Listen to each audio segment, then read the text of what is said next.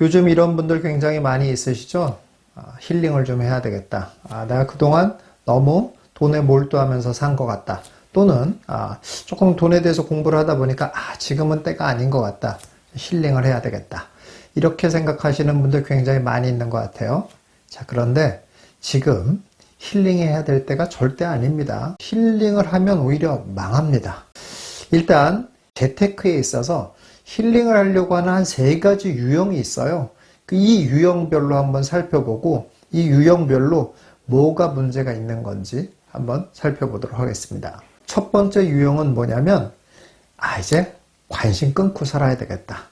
이것에 대해서는 정말 이렇게 해서는 정말 안 된다는 얘기를 제가 이전 영상에서 한번 했어요. 그러니까 그걸 한번 여러분 참고하시면 되겠고, 오늘은 그것에다가 플러스 조금 더 중요한 얘기를 하나 하겠습니다.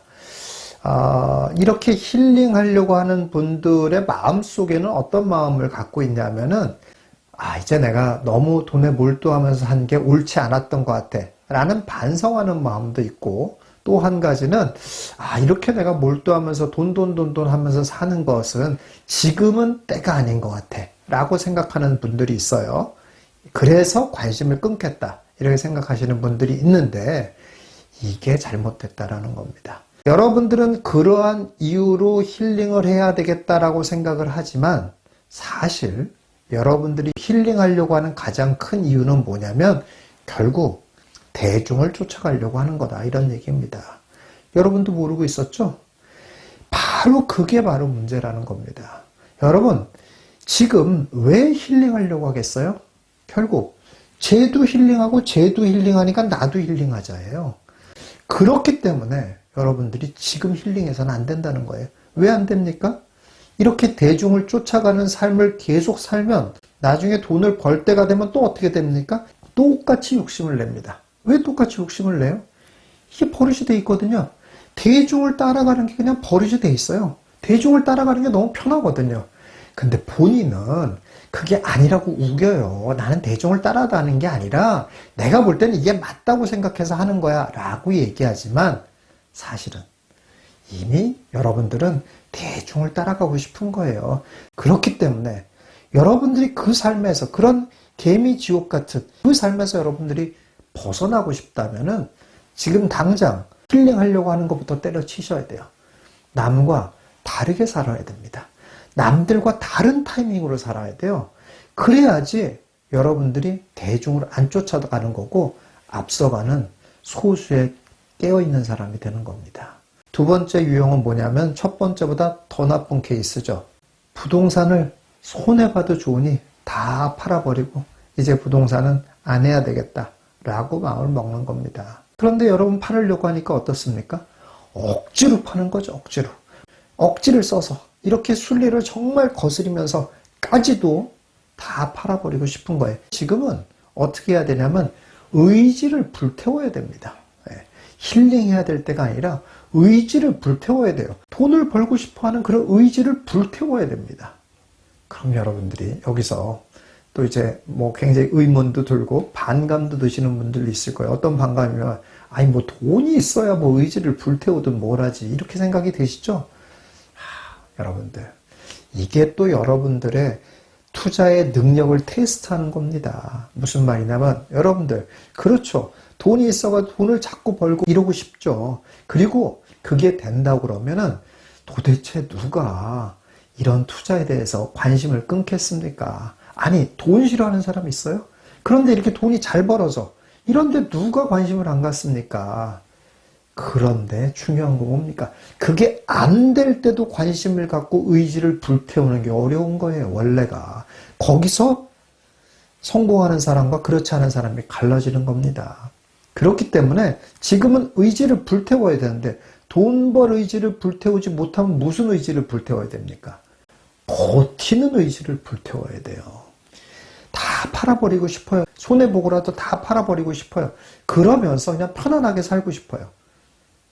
이런 마음을 버리고 나는 손해보고는 절대 팔 수 없어 라고 버틸 수 있는 이런 의지를 불태워야 된다, 이런 얘기입니다. 어느 게 더 쉬울 것 같아요, 여러분들? 그렇습니다. 그냥 다 팔아버리고 힐링하는 게 더 쉬워요. 그런데 언제 잘 될지도 모르는 뭔가를 붙들고 계속 그 의지를 불태우는 거, 이게 더 어렵습니다. 그런데 어려운 길을 가야 탁월한 소수가 되는 겁니다. 아니, 남들 다 가는 쉬운 길을 가가지고 어떻게 탁월한 소수가 됩니까? 내가 손해보고는 절대 팔 수 없어 라고 여러분들이 이를 꽉 물어야 됩니다. 예. 그래서 끝까지 이득 보는 그날까지 무조건 버틸 거야.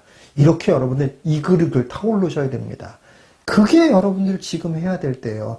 무슨 힐링을 하고 앉아 있어요. 그럴 때가 아닙니다.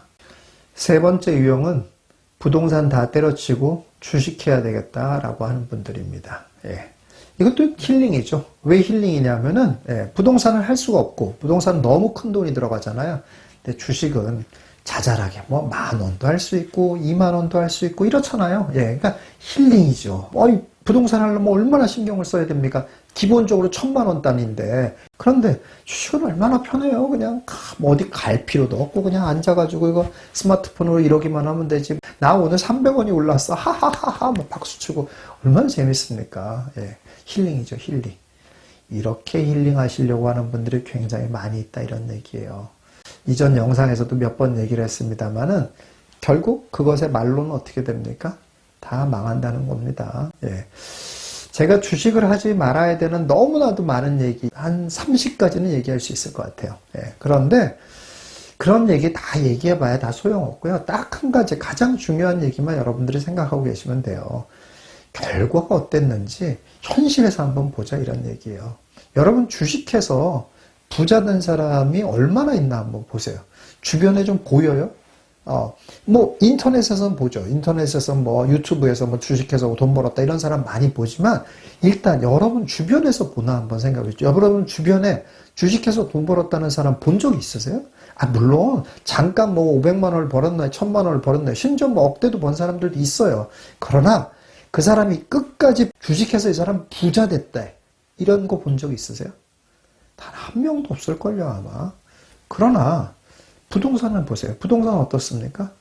저 사람도 부동산 부자, 저 사람도 부동산 부자 널려 있잖아요 그냥. 그렇죠. 이게 뭐예요? 이것만 여러분들이 생각하시라니까. 이게 확률이에요, 확률. 그만큼 부동산은 결국은 확률이 높다라는 거예요. 결국은 우리가 노력을 하면 부자 될 가능성이 굉장히 높은 거예요. 그러나 주식은 잠깐 누가 돈 벌었다 이런 얘기는 들어도 결국은 부자 된 사람은 없더라. 이게 결과라는 겁니다. 아니 이렇게 결과가 뻔히 나와 있는 거를 왜 나는 부자가 될 수 있을 거다라고 생각하냐는 거예요. 불가능한 일입니다. 처음에 좋습니다. 처음에 10,000원, 20,000원 가지고 하고 10만원, 뭐 100만원 가지고 하세요. 그렇게 하지만 그게 그거로 끝나나 한번 보세요. 끝나지지가 않습니다. 돈을 벌어도 안 끝나고 돈을 잃어도 안 끝납니다. 왜 그렇겠어요? 돈을 벌면 왜 안 끝나요? 더 벌고 싶어서 안 끝나죠. 돈을 잃으면 왜 안 끝나요? 본전 회복하려고 그러죠. 안 끝납니다. 계속 가는 거예요. 계속 가면서 계속 손실은 누적이 되는 겁니다. 60대 은퇴하신 분들에게 물어봤는데 평생 살면서 가장 후회한 일 1위. 몇십 년 동안 변하지 않습니다. 뭡니까? 1위. 주식한 거. 1등이에요. 부동산 한 걸 후회한다는 사람은 단 한 명도 없습니다. 불변의 1위예요. 불변의 1위. 평생 살면서 뭐 첫사랑에 고백하지 않은 거 이런 거 후회할 것 같습니까? 전혀 아니라는 겁니다. 불변의 1위 주식 투자한 거라는 겁니다. 이게 뭘 말하는 건가를 한번 생각해 보세요. 결국 실패로 끝나는 확률이다 이런 얘기예요. 그런데 그거를 힐링 삼아서 내가 주식을 하겠다라고 하는 것이 바로 악마와 손을 잡기 시작하는 거예요. 여러분들. 힐링하는 거 아닙니다. 여러분들. 사실 제가 조금 더 오늘은 한 걸음 더 나가서 조금 더 깊이 있는 얘기까지 한번 해드릴게요. 주식을 정말 하지 말아야 되는 건 아닙니다. 사실은. 주식은 사실은 좀 해야죠. 사실은. 좀 해야 되는데 딱 2가지 경우에 할 수 있습니다. 어떤 경우냐면 순자산 20억 이상 있는 사람은 주식해도 됩니다. 아니, 해야 됩니다. 왜냐하면 그 이상의 자산을 계속 부동산으로 굴리는 데에 한계가 있고 약간 위험 관리하는 측면에서도 약간 문제가 있어요. 그렇기 때문에 일정 부분 주식으로 운영하는 게 의미가 있습니다. 근데 순자산 20억 정도 이상이 되지 않습니까? 그러면은 주식으로 돈 벌려고 생각을 안 해요, 기본적으로. 주식을 내가 함으로써 내 재산에 어떤 위험이 안 가지는 상황이 만들어졌으면 좋겠다 라는 마음으로 주식을 합니다. 그렇기 때문에 잘 안 잃어요. 그리고 할 수 있는 사람이 또 있어요. 어떤 사람이냐면 본인의 재산의 10%만 주식을 하면 됩니다. 그건 돼요. 그러면 순자산 20억 이하라도 해도 됩니다. 그런데 요건 조금 함정이 있습니다. 그래서 저는 웬만하면 이것도 권하지 않습니다. 왜냐? 10%에 멈춰지질 않아요. 예. 돈을 벌면, 돈 싫어하는 사람 없다니까요. 돈을 벌면 10%만 하고 싶겠습니까? 20%, 30%, 40% 비중을 늘리게 되어 있다는 거예요. 심지어 그것뿐이겠습니까? 대출까지 받잖아요. 그렇게 되어 있다는 거예요. 그래서 10%에 멈춰지질 않아요. 그 정도의 자제력이 있는 사람이고 그 정도의 대중과 다른 길을 갈 수 있는 능력이 있는 사람이라면은 그러면은 지금 같은데 힐링 생각도 안 하는 사람이에요. 그렇습니다. 그래서 10%로 멈출 수 있냐? 이건 정말 참 어렵습니다. 그럼에도 불구하고 정말 나는 욕심이 없어서 10% 정도에 딱 멈출 수 있어 라고 하는 분들은 하셔도 됩니다.